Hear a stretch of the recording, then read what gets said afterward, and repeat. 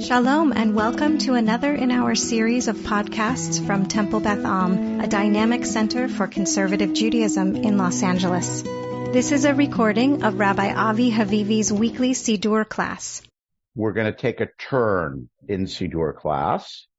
I believe there is now a record through the podcasts recorded of pretty much start to finish our one go through of the Siddur. We might have started a couple of weeks late recording in Birchot HaShachar. So anyone who wants to go back and look at, what do we say about Ashrei or Yishtabach or whatever, all of that is on the podcast. So I thought that instead of going back to the beginning, we're going to take a turn and do something different. And I'm trying to organize a series of sessions on Jewish thoughts about God, the fancy word being theology, but let's call it thinking about God.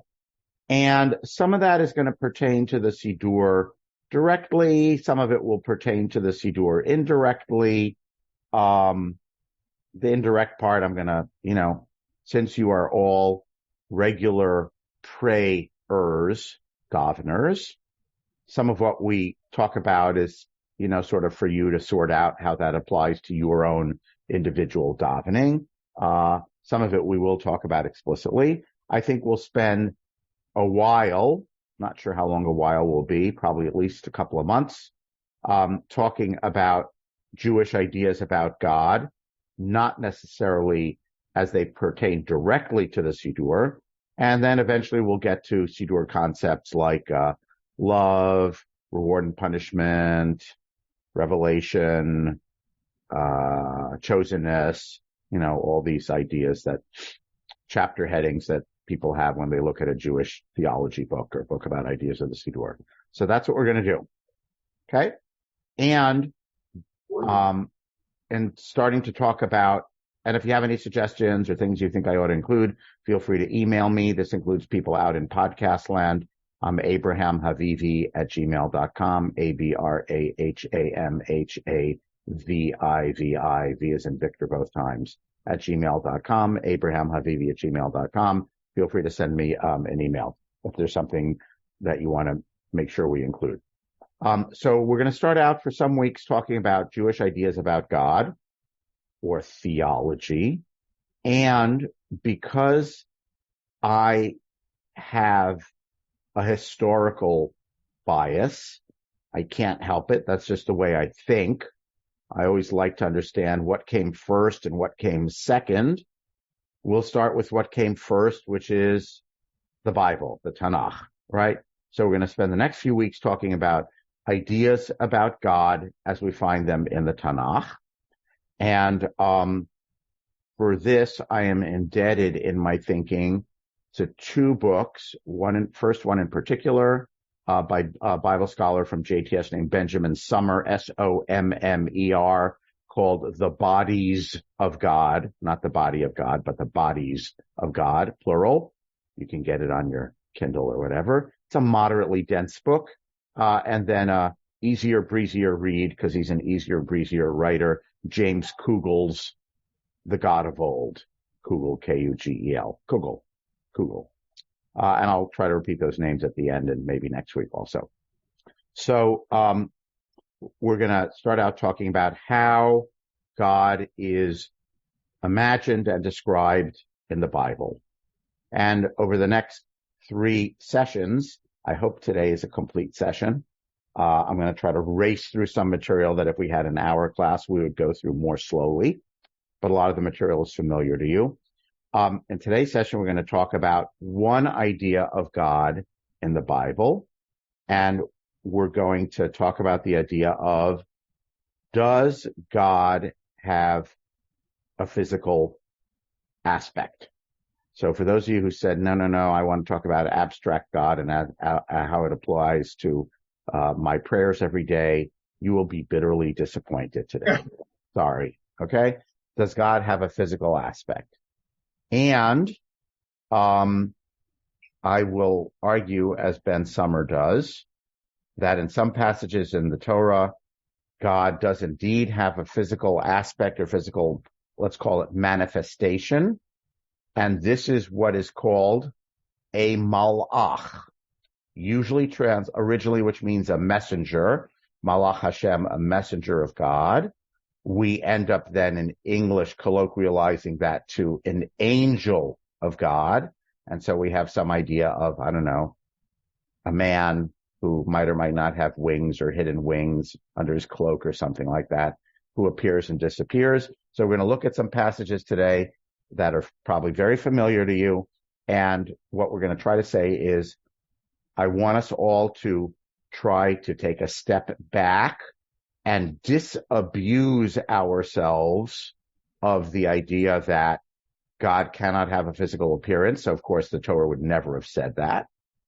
And disabuse ourselves of the idea that a malach is an angel, which means like some sort of intermediary, magical, supernatural winged creature that appears and disappears and is sent by God to do something. So those are somewhat later ideas that we usually superimpose on the text, so much so that we don't even notice that we superimpose them on the text. And so I'm trying to get us, just for purposes of understanding these passages, to unsuperimpose whatever unsuperimpose means. There's the handout. Do you see a handout there? Someone nod their head. Someone say yes. Yes. Okay. And it's going to be, let me try to get the size just right.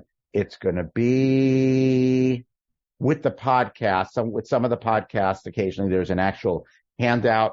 So you can, if you have any interest, you can read it. You'll be able to read it at home. If you go to the Temple Beth Am podcasts, it should be up later today. Thank you, Bert, our tech support, Bert Kleinman, for always getting the podcast up. So he'll get this up today attached to the podcast.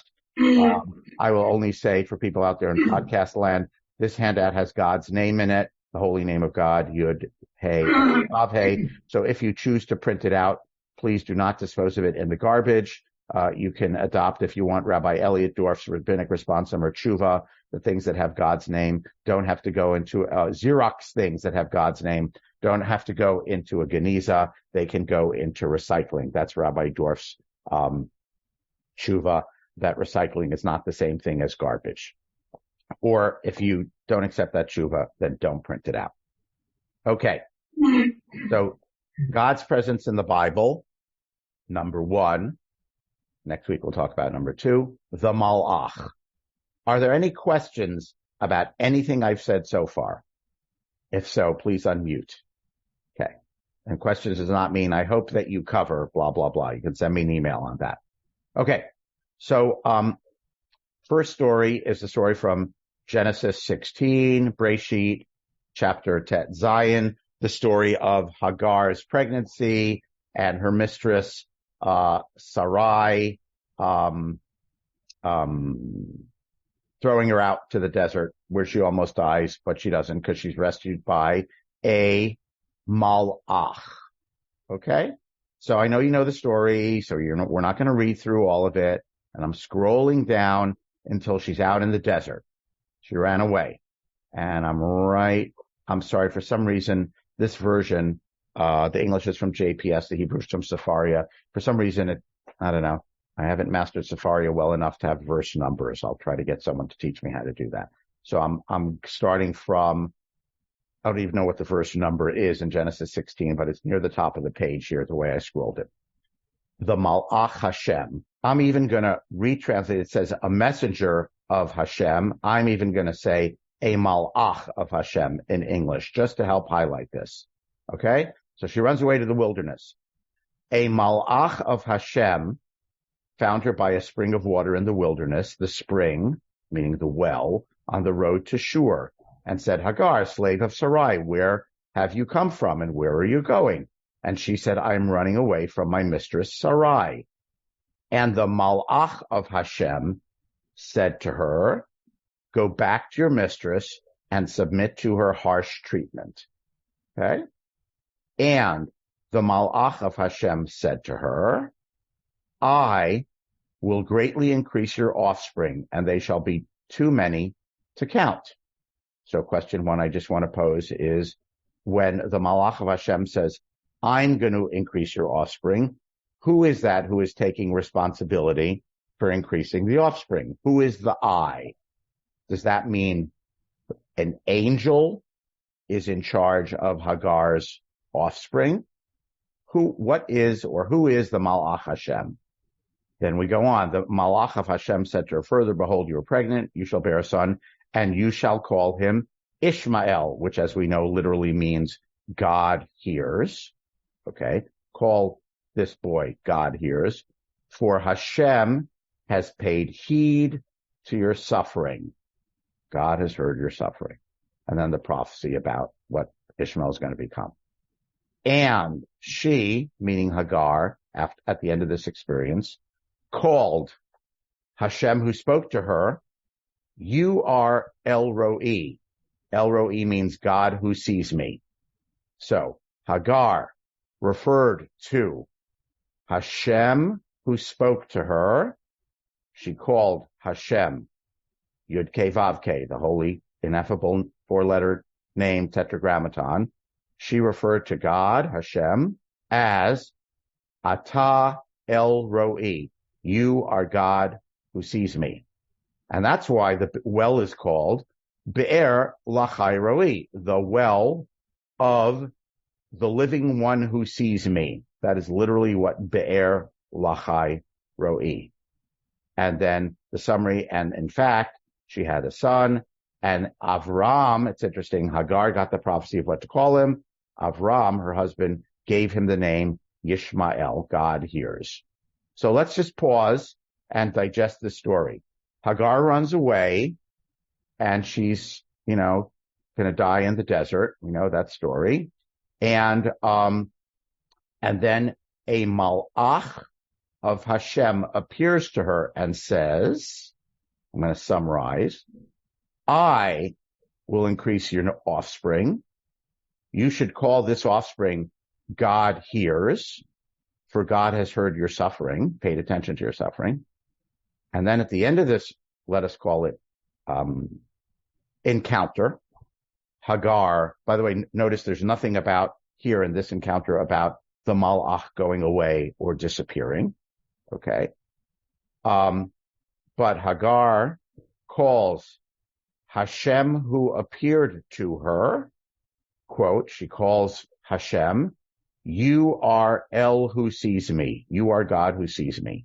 And that is why this well is called the well of the living one who sees me. So long, wordy name in English. And in fact, the child was named by Avram Ishmael. So let's just step back from the story and all our assumptions. And Hagar sees apparently an individual or a figure. And then it's the figure who gives her the prophecy saying, I'm going to increase you. And then Hagar, after this encounter, seems to conclude that she has seen God. And she gives God an epithet. You are God who sees me. All right. And the name of the child that's born, that's prophesied, is God hears. So we have God seeing and God hear. Okay. God sees and God hears. So Hagar seems to think she has, at least after the fact, she seems to think she has seen God. Or, take a step back from that. One interpretation is that she thinks she has seen God. Now, of course, what's the traditional interpretation, right? The traditional Jewish interpretation is that that this is an angel who gives a message from God, right? When the angel says, I have seen your suffering, it doesn't mean the angel is responsible, but rather the angel is giving a message, and Hagar, having seen the angel, realizes that God has seen her. Okay? So that would be a traditional interpretation based on two assumptions. One is that God couldn't possibly appear to human beings in physical form, so it couldn't possibly be God. And the other is that malach means angel. But I'm asking you again to strip away those two preconceptions. Okay? But I want you to notice in particular how the text elides or slides so easily without you even noticing it from, it's a malach, but it's God. Maybe. Let's look at another familiar text. Jacob wrestling with the angel. Okay? In Genesis 32. Breshit. Lamed Bet. Jacob wrestles with the angel. Sorry. Take it back. See? I couldn't help it. Creeps in. So who's Jacob wrestling with? This is, Jacob's coming back to Canaan, and he's afraid because he's heard that his brother Esav is marching towards him with 400 people. So he crosses the river. He divides his people into two camps. He sends gifts to Esav, all that stuff, beginning of Parshat Vayishlach. He remains alone. Jacob remains alone on the other side of the river, first side of the river. Vayeyavek ish imo. In Hebrew, a man or a person wrestled with him. And they're wrestling, and the person can't beat him. And so the person seems to say, release me. Sorry, the person seems to do some illegal wrestling maneuver, which involves hip dislocation or something like that. We don't know. Okay. Surely it would be ruled illegal maneuver, penalty in high school wrestling, whatever it is. And he says, let me go. And Jacob says, no, I'm not going to let you go till you bless me. And he says, what's your name? Jacob. And he says, Jacob, which is very curious. Doesn't the being know his name? Maybe it's a rhetorical. And he says, the being, the ish, says, your name will not be Jacob anymore. Rather, it will be Yisrael, ki sarita im Elohim ve'im anashim, vatuchal. You have striven, grappled with, that might be a somewhat better English translation, grappled with Elohim and Anashim could mean. So, and notice how our translation, what does Elohim usually mean? This is not a rhetorical question. God. It means God. Vayomer Elohim, Yehi Or. And God said, let there be light. Right? Elohim, 999 times, at least out of 1,000, means God in the Torah. So if we wanted to translate this the way we translate Elohim 999 out of 1,000 times, we would say, your name is one who strives with El. Why am I calling you this? Because you have striven or grappled with God and people, and you survived. Vatuchal, or prevailed. Who's the people that Jacob grappled with in the context of his life at this moment in time? Where's he coming from? At this moment, his brother and Lavan. Lavan. Who else before Lavan? Esav. So it's clear who are the people that he has wrestled with or grappled with. Who is the Elohim? Right? Have we seen Jacob grappling with Elohim? So obviously that would seem to be the Ish, who is not called here a Malach. He's called an Ish. Okay? But we always, our assumption, of course, is Jacob wrestled with the angel. Okay? And Jacob, after this experience, called this place Peniel, which means face of God. Why? Ki ra'iti Elohim panim el panim vatinatzel nafshi. Because I saw Elohim face to face, and yet I have lived to tell the tale. And yet I survived. Okay? So, because our JPS translation rests on our 2,000 to 3,000 years of Bible interpretation, it translates Elohim here as divine being. See my cursor there? Ki ra'iti Elohim panim el panim, it means divine being. The Ish was a divine being who can convey blessing and then presumably appeared and disappears. But what does Jacob seem to think he has seen? Pshat. So one might argue he thinks he just saw God. Kugel, James Kugel in The God of Old, refers to this as the moment of confusion. All right? It's a great phrase. The moment of confusion means a person, a figure in the Bible, is dealing with a human appearing entity, and then only afterwards that individual says some version of, OMG, I just saw God. I didn't realize it. Diane, you have a hand up, please. Yeah, so when Jacob saw God, he says, and you've moved your text, but there, yet my life has been preserved. And remembering back to Hagar, I think she said, and yet I can still see. So is there like an assumption that and of course later on with Moshe, is there an assumption that if you somehow see God, that Okay, it's going to leave you physically changed? Wait, I don't think Hagar said, yet I can still see. I think it's God who sees. Yet your question stands, right? Because Jacob says, whoa, and I lived. Okay. And we will get to Moshe in a moment. But yes, this raises a question. If Yaakov could say, I saw God and lived, that seems to imply that under normal conditions, if you saw God, whatever that means, you might die, which will take us to Moses. Okay. Moses at the bush, right? This is where, by the way, notice the Jacob story does not elide. The text doesn't elide between the Ish and God. It's Jacob who says, oh, the text says there was an Ish, let's call it humanoid figure. Okay. Be very broad. A humanoid figure appeared to Jacob and wrestled with him. And afterwards, Jacob says, wow, I just realized I saw God face to face and I lived. In the famous text of Moshe as the burning bush, this is totally elided by the text.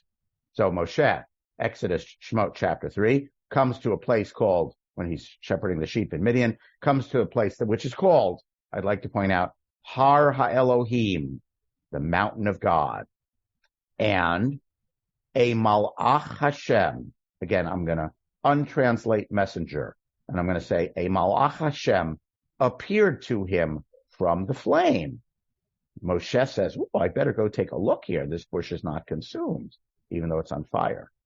So Hashem saw that he went to look, and Elohim, which we usually translate as God, called to him from the bush. So here's my question. Who appeared to Moses? A Malach Hashem or Elohim? The being says, Anochi Elohei Avicha, I am the God of your ancestors. And Moshe hid his face.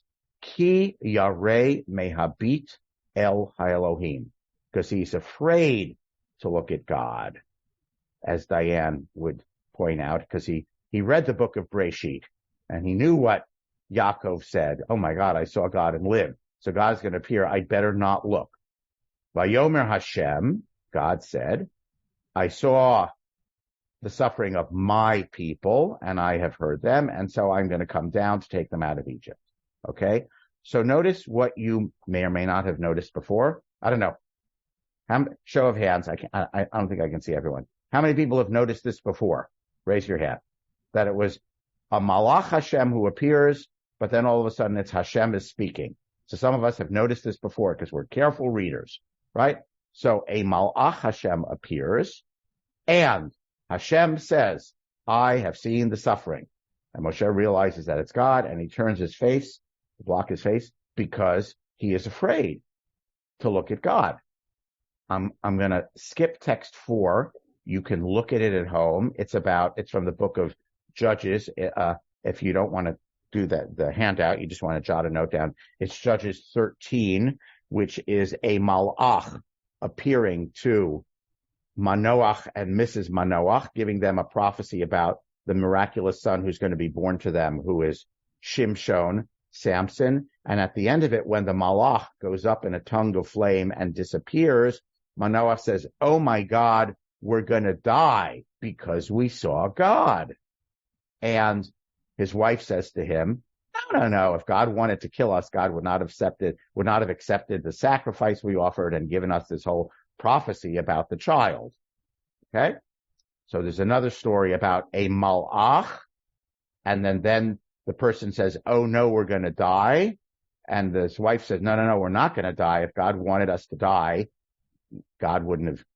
all of this stuff wouldn't have happened. And then back to Moshe, chapter 33. Moshe seems to say some version after the sin of the golden calf, God, I'd like to see you.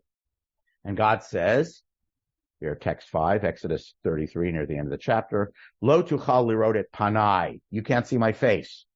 Notice God does not say, no one can see my face because I am incorporeal or I have no body. But rather, people can't see my face and live. Apparently, Jacob realized that. That's why he was surprised. Apparently, Moses realized that at the bush. That's why he turned away. But now, for some reason, he's forgotten that and he's asking to see God's presence. And Hashem says, well, you can't see my face because no one can see my face and live, which implies that, if you saw my face, it implies either there's no permission or you would die, one way or the other. Okay. Well, here's what I'm going to do. I'm going to hide you in a cleft of the rock when I pass by, and I will cover you with my hand until I pass by, and then I will take my hand away so you will see my back. But my face, I just want to point out, this is a choice in translation, the last verse. Ufanai lo yera'u. The last words translated here as my face must not be seen, could also be translated as my face cannot be seen. Could be cannot or must not, which in English are obviously two very different things. Okay? Either you must not see my face or you can't see my face. Okay? So either God is saying a rule, I don't allow anyone to see my face, or God is saying, oh, you can't, the first one, I don't allow anyone to see my face is a must not, right? Choice 2 is, no, you cannot. You would die if you did. Okay? Because no human can see my face and live. Okay, Michael, you have a question? Comment? I have a question. Go ahead, Larry. I'm sure you have a reason for choosing the examples you chose.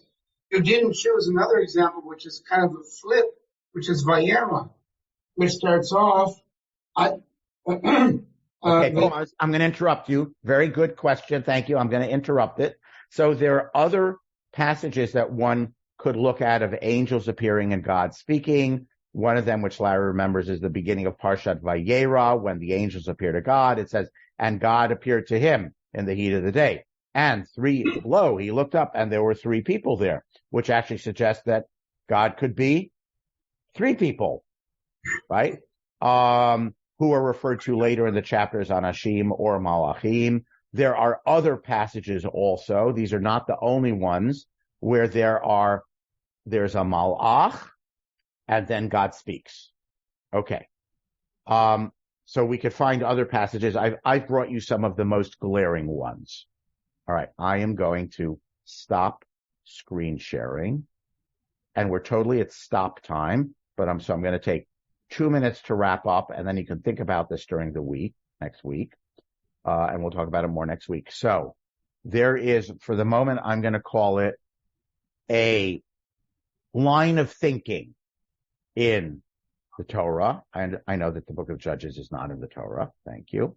Line of thinking in the Torah that human beings, under certain circumstances, may have an encounter with something called by the narrator Malach Hashem.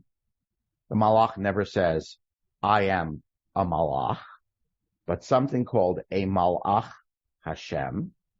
And then the text goes on to say, and God said, I will blah, blah, blah, blah, blah, or I have da, da, da, da, da, meaning there is a speaker who seems to be God, and sometimes afterwards, or in response to this, there is a recognition on the part of the individual who received the manifestation that this is God. or was God. We have Jacob saying, oh my God, I saw God and I lived. We have Hagar saying, I'm going to call the name of God who appeared to me, God who sees me. We have Moses hiding his face because he recognizes that in the bush, what the narrator referred to, our narrator referred to in the third person, Malach Hashem, Moshe thinks is God. So we have, at least in these three cases, okay, by the way, Manoach says the same thing in the book of Judges. Now, because we read these texts with many generations of interpretation, our superimposed filter, which causes us to skew reading from what might be the biblical pshat or the most simple interpretation in context, our filter is God has no body, malachim are angels, therefore when they say I saw, they must be quoting God, and that later on when the person says I saw Elohim, what they mean is I saw a supernatural being, right? Ki ra'iti Elohim panim el panim, for I saw a divine being face to face and lived, as opposed to what the word Elohim means 999 times out of 1,000, like in Vayomer Elohim, he or. We never translate that as, and a divine being said, let there be light, right? It means God said, let there be light. That's the simplest meaning of the word Elohim. So Bible scholars will seek to look at these passages, put the toothpaste back in the tube. The toothpaste is our assumptions based on who we are as Jews and our received reading tradition, right? And say, why are you translating Malach as angel? And why don't you just take what the people's experience is as face value, which is they say, oh, wow, I just saw God. This is what Kugel refers to as the moment of confusion. The person at the moment may not realize that the humanoid figure they are speaking to, notice, by the way, they didn't say, oh, you appeared out of nowhere, or I see you have wings, or anything like that. All right. Or what is I see that you are a messenger. Tell me, what is God's message? They don't say anything like that. They behave as if they're talking to a person. Okay. And if I want to be a little less sacrilegious, I'll say a humanoid figure. But this seems to be to them to be a person who says, I saw your suffering, or I will take my people out of Egypt, or something like that. And afterwards, the person realizes this was God. Moshe, by the way, doesn't realize it afterwards. He realizes it before. That's why he hides his face, because he's afraid to look at God. You could certainly ask why then, and later on in the book of Exodus and in chapter 33, Moshe says, well, I want to see you, and God has to explain, you can't see my face. But we're not going to talk about that now. That's not where we are. Okay? So I'm going to summarize, and because I got to stop, and we could talk about this and your reflections on it next week. We'll start with that. Okay? But I want to suggest that the simplest meaning of these passages, I'm just beating a dead horse here. Okay? The simplest meaning of these passages without later generations layers interpretation is that sometimes God can appear to people in a way in which they think they're talking to a humanoid, someone who looks like a person. This appearance is referred to as Malach Hashem. So I'm going to suggest that maybe we should translate Malach Hashem in these passages as a representation of God, a manifestation of God in human form. That's what, again, back to Benjamin Summers' book, The Bodies of God. He argues that in these passages, and he's not the first one who thought of this thought. He argues it very well, though, that in these passages, God appears physically to people in a physical manifestation, and the text calls this kind of physical manifestation a Malach Hashem, which doesn't mean angel. It's a representation of God. And how do we know that? Because the malach says, I heard your suffering, and here's what I'm going to do for you. Okay. And the text says, and God said, I heard your suffering, and here's what I'm going to do for you. And the person realizes before, during, or afterwards that this is God that they have seen. Either Moses says, I can't look, or Manoach and his wife, Manoach saying, I'm going to die because I saw God, or Jacob saying, I can't believe I saw God and I'm still alive. So for the individual, this was clearly a manifestation of God, not an angel who brought a message from God who's somewhere else, but rather a physical manifestation of God, which the text refers to as a malach, who speaks as if God is speaking, I have seen you, and the person realizes or thinks that they have just had, or they are having, a conversation with a physical manifestation of God. None of them says, oh, it was invisible, I saw through it, or it had wings, or anything like that. It's an ish. It's a humanoid figure. Okay? So let's stop there. We're really running over. Sorry, we don't have time for question and comment, but I promise we will start with question, comment, and thoughts about these passages next week. I want to say this is not the whole Torah. The Torah has other ideas about God, and we're going to look about other ideas about God in our next few weeks. Have a good day. Stay healthy. Be Torah. You have been listening to another in our series of podcasts from Temple Beth Am, a dynamic center for conservative Judaism in Los Angeles. If you enjoy these podcasts, we invite you to write a review on the Apple Podcast site or wherever you get your podcasts. For more information about Temple Beth Am Los Angeles, go to tbala.org.